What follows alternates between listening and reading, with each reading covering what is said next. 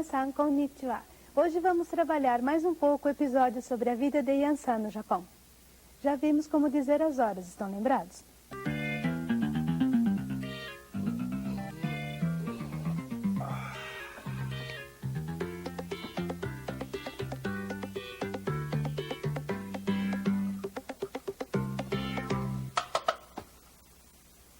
Agora, 何時ですか? 今5時半です。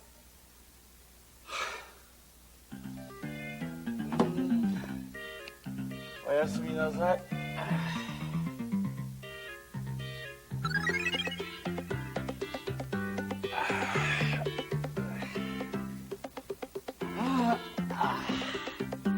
今何時ですか? 8時半です。8時半?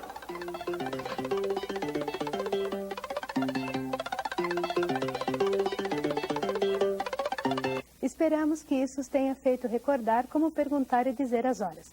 Para responder a ima nanji desu ka, aprendemos ji desu, ji han desu e ji juppun desu. Vimos também como dizer que alguém faz alguma coisa como um hábito. Vamos rever essa estrutura retomando o episódio sobre Yansan.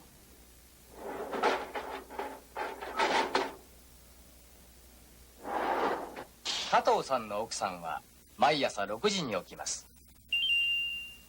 Katou-sanの奥さんは毎朝6時に起きます。太郎さんはいつも8時半ごろ出かけます。太郎さんはいつも8時半ごろ出かけます。Lembraram-se como dizer que alguém faz costumeiramente alguma coisa? Vamos então perguntar a Sugihara-san e a Mine-san que horas eles se levantam e vão se deitar todos os dias. Vocês já conhecem a estrutura, assim acredito que será fácil. San wa ji ni okimasu. Para transformar esta oração em interrogativa, apenas mudamos ji ni para nanji e acrescentamos ka no final. Notem que aqui também é melhor usar o nome em lugar do pronome você. Vamos lá. Então, primeiramente repitam depois de Kaiho-san. Sugihara-san wa nanji ni okimasu ka? Sugihara-san wa nanji ni okimasu ka? 私は6時半ごろ起きます。 Deu para entender a resposta? Não? Ela levanta-se por volta de 6:30. Agora vamos fazer a mesma pergunta para Mine-san. Desta vez, tentem sozinhos, sem esperar pela ajuda de Kaiho-san. Mine-san wa nanji ni okimasu ka? 私は9時ごろ起きます。 Ele disse que acorda por volta de 9 horas. Que dorminhoco, não? Ou será que ele acorda tarde porque se deita tarde? Perguntem ao Mine-san a que horas ele se deita. Já podem fazer sozinhos a pergunta, não? Vamos tentar. Mine-san wa nanji ni nemasu ka? 私は1時ごろ寝ます。 Ah, realmente ele se deita muito tarde. E quanto a Sugihara-san? Perguntem a que horas ela se deita. Sugihara-san wa nanji ni nemasu ka? 私は11時ごろ寝ます。 Até que Sugihara-san se recolhe razoavelmente cedo, não? E vocês? A que horas se deitam? Nanji ni nemasu ka? E a que horas vocês se levantam? Nanji ni okimasu ka? Bem, vamos terminar nossa revisão por aqui e começar a trabalhar as estruturas de hoje. Vejam esta cena do episódio. さてそれでは全国の朝の表情をリレーで見ていただきたいと思います。まずは青森のぶさんでございます。おはよう。お父さん今何時？今7時だよ。遅れる。早く。加藤さんの家ではいつも7時ごろ朝ごはんを食べます。気をつけて持っていって。はい。いただきます。みどりさんは毎朝牛乳を飲みます。加藤さんは牛乳は飲みません。紅茶を飲みます。加藤さんは牛乳は飲みません。紅茶を飲みます。 Deu para captar alguma palavra ou oração familiar? A apareceram duas palavras novas. Gyunyu, que significa leite, e kocha, que significa chá preto. A novidade aqui é a forma negativa do verbo nomimasu. Vejam o que mudou. Vamos destacar o verbo. Simplesmente houve a mudança de masu para masen. Nomimasu, quando passado para a forma negativa, fica nomimasen. Vejamos alguns dos verbos aprendidos e vamos colocá-los na forma negativa. 起きます。起きません。食べます。食べません。出かけます。出かけません。寝ます。寝ません。 Como vocês podem ver, a forma negativa dos verbos que aparecem aqui é formada com a mudança do final masu em masen. Esta forma negativa é frequentemente usada. Assim, gravem bem a terminação masen. どうぞ。ありがとう。いらっしゃいませ。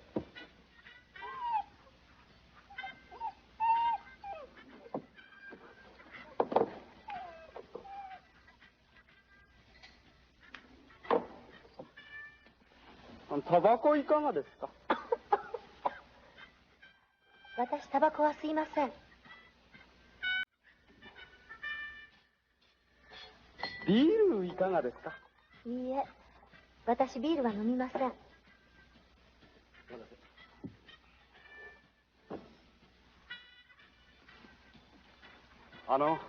これ読みますか？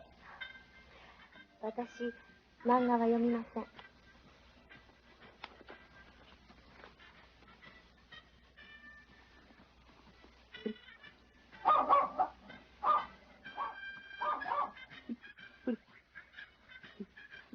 この犬は野菜は食べません。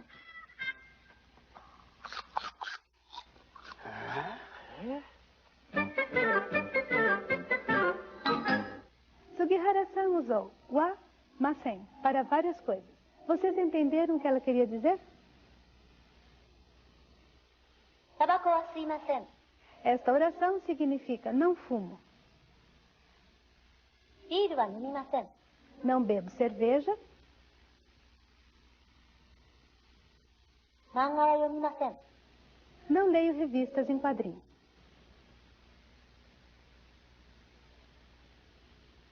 野菜は食べません。 Este cão não come verdura. E vamos refrescar um pouco a cabeça revendo algumas letras. こ、こ、こ。い、い、い。猫、犬。 Vamos voltar ao nosso episódio e ver como vivem os membros da família Kato.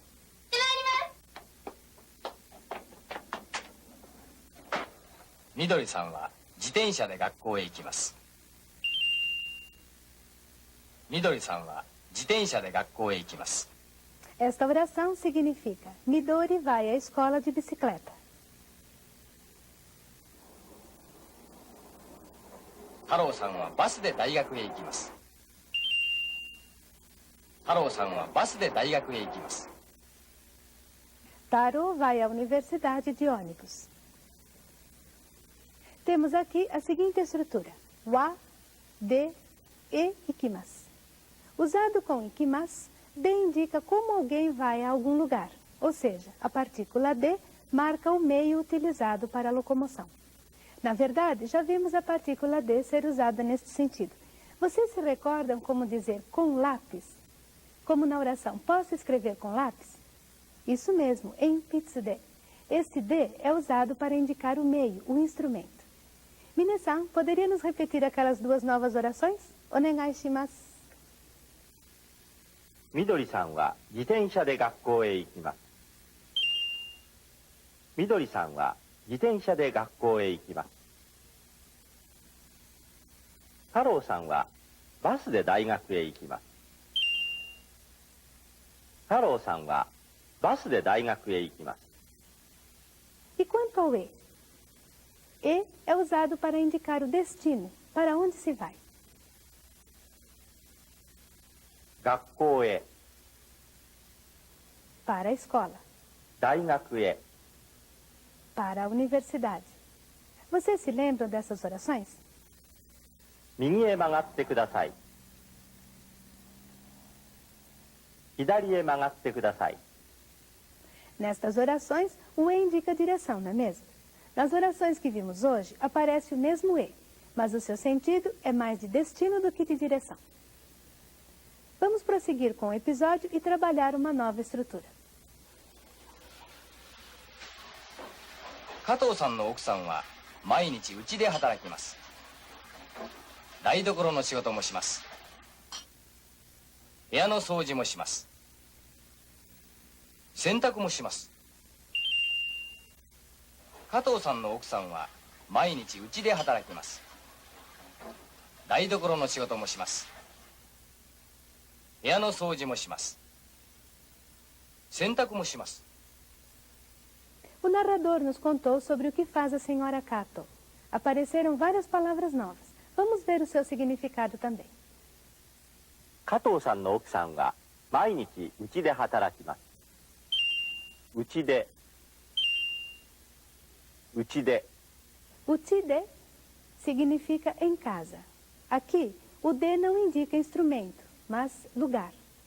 E é o mesmo D que aparece em Soko de tomete kudasai. Por favor, pare aí. 加藤さんの奥さんは毎日うちで働きます働きます働きます Hatarakimasu significa trabalha. Assim, a primeira oração significa a senhora Kato trabalha todos os dias em casa. 台所の仕事もします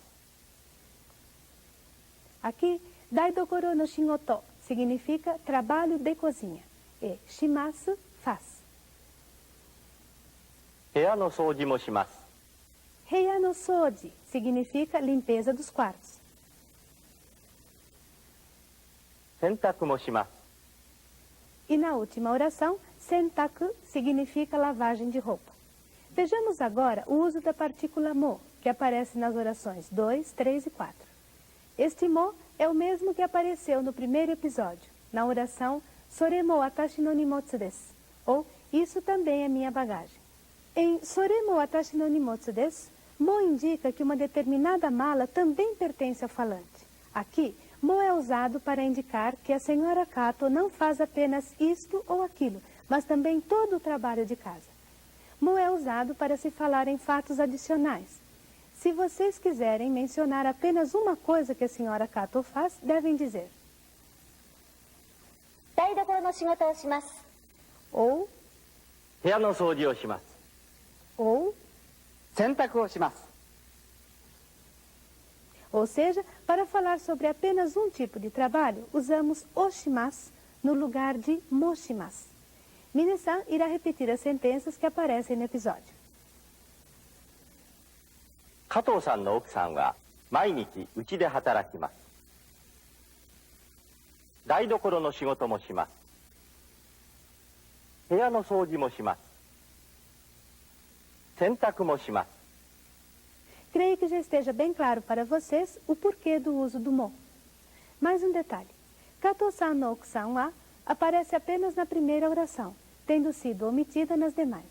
Esta omissão ocorre porque está subentendido sobre quem se está falando. O uso do pronome ela também não seria natural. Esse tipo de omissão em japonês é muito frequente, portanto, acostumem-se com o uso. Vamos agora trabalhar um pouco a escrita. は、ひ、ふ、へ、ほ。 Hoje iremos exercitar a escrita e a pronúncia desses 5 fonogramas. は、は、は。はい、箱。8ひひひ Nós Notem que este som, embora se pareça com o do pronome ele do inglês he, é produzido com maior fricção. 人、朝日。ふ、ふ、ふ。 Para produzir este som, aproxime os lábios, deixando uma abertura bem estreita entre eles para a passagem do ar. Não arredonde nem estique demais os lábios tensionando-os. Tente manter a abertura o mais plana possível. Observem a posição dos lábios. Hu, hu. 服、二つ。 Ao pronunciarem fu, cuidado para não deixar os dentes superiores tocarem os lábios inferiores, o que resultaria no som fu do português. へ、へ、へ。部屋、下手。ぽ、ぽ、ぽ、本、日本。 Já vimos muitos fonogramas e faltam poucos para completarmos o silabário hiragana. E vocês, têm exercitado regularmente a sua escrita? Agora, vamos rever o episódio no seu todo.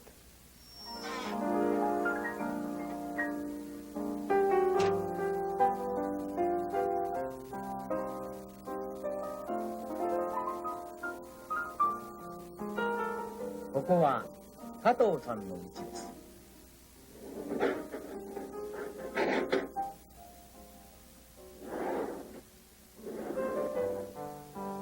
加藤さんの奥さんは毎朝6時に起きます。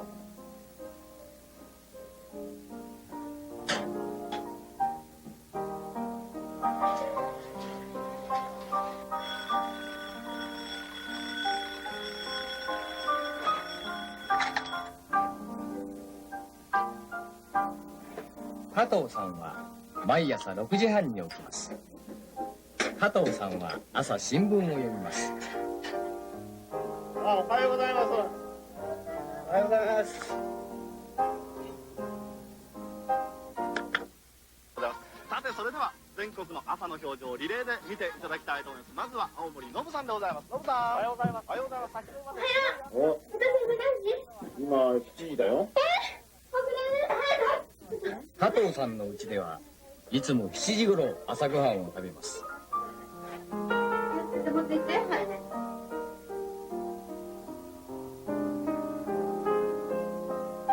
いただきます。みどりさんは毎朝牛乳を飲みます。加藤さんは牛乳は飲みません。紅茶を飲みます。緑、太郎は？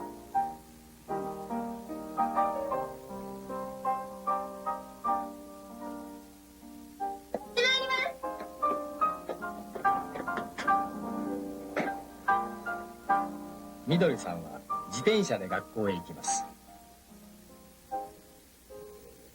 おはようございます。ハロー、7時半ですよ。お父さん大丈夫だね。何の太郎この頭。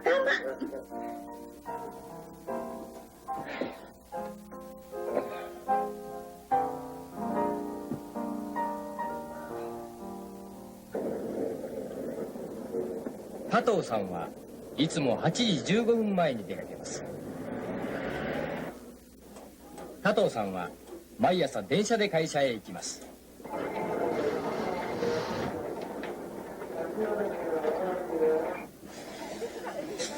太郎さんはいつも8時半頃出かけます。太郎さんはバスで大学へ行きます。加藤さんの奥さんは毎日家で働きます。台所の仕事もします。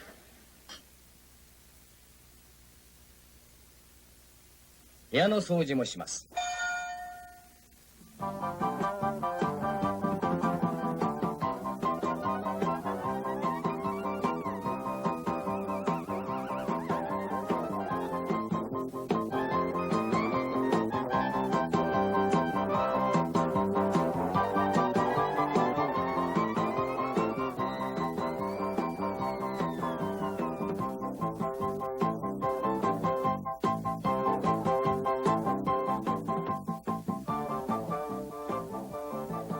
洗濯もします。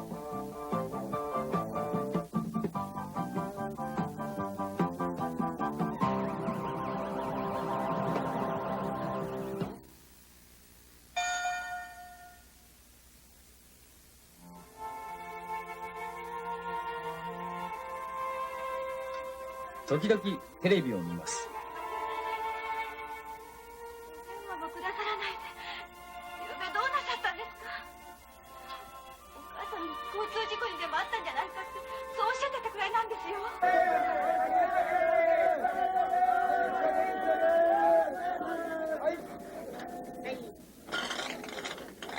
はい、いらっしゃいませ。午後、加藤さんの奥さんは買い物をします。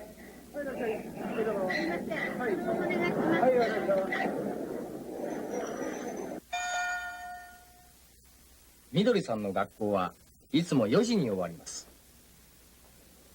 あら、お母さん、みどり。ただいま。おかえり。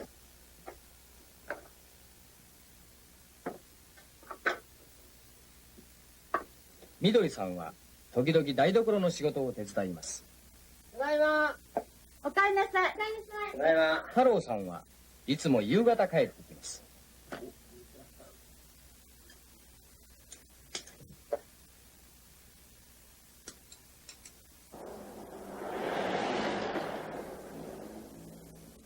ヤンさんは時々加藤さんの家へ来ます。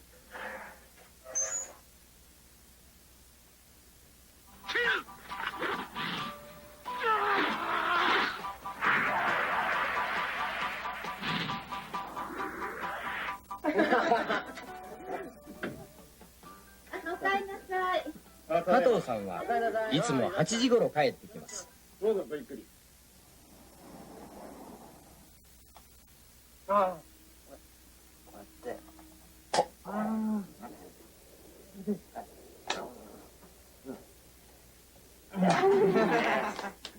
あ、今何時ですか？今は10時20分。え、10時20分。今日はどうもありがとうございました。じゃあ気をつけて。どうも。それじゃあ、おやすみなさい。また来てね。おやすみなさい。バイバイ。おやすみなさい。加藤さんの家族はいつも11時頃寝ます。Vimos aqui muitos exemplos de maço sendo usado para indicar uma ação habitual. Mas maço nem sempre indica uma ação habitual. Vejam esta cena. おやすみなさい。São apenas 9 horas e Kai-Ho-san já está pronto para se deitar?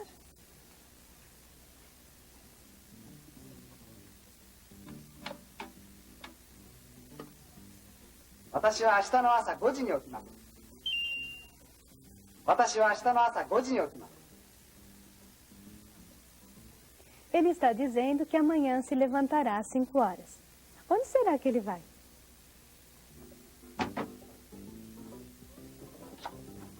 明日山へ行きます。明日山へ行きます。 Vocês já viram que okimasu e ikimasu podem ser usados para se falar sobre ações habituais. Mas aqui, Kai-Ho-san usou esses verbos justamente com ashita, que quer dizer amanhã. 私は明日の朝5時に起きます。 Sua primeira fala significa amanhã eu vou me levantar às 5 horas. Portanto, ele está nos dizendo o que pretende fazer amanhã. Assim, mesmo que a oração termine em masu, necessariamente não expressará uma ação habitual. Ou vocês acham que Kai-Ho-san levanta-se todas as manhãs às 5 horas? 明日山へ行きます。 Aqui, ele usou ikimasu para falar de algo futuro também. Amanhã eu irei às montanhas. Notem que Kai-Ho-san está falando sobre si mesmo e sobre o que ele irá fazer. Lembrem-se que quando falamos sobre nós mesmos, com o verbo na forma mas, estamos expressando as nossas intenções sobre o futuro. では始めます。今日は好きなものを折ってください。はーい。海宝さんは何を折りますか？私は鶴を折ります。杉原さんは？私は風船を折ります。ではどうぞ始めてください。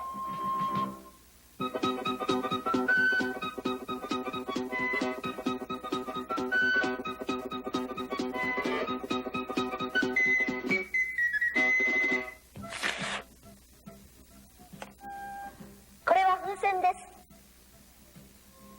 これは鶴です。はい、よーくできました。では終わります。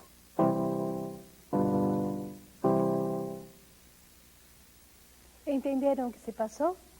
Origami ou dobradura de papel é tão popular no Japão que quase todos sabem fazer vários objetos em origami. No desenrolar da cena, notaram que mas foi usado pelos falantes para expressar suas intenções ou o que eles estavam por fazer? では始めます。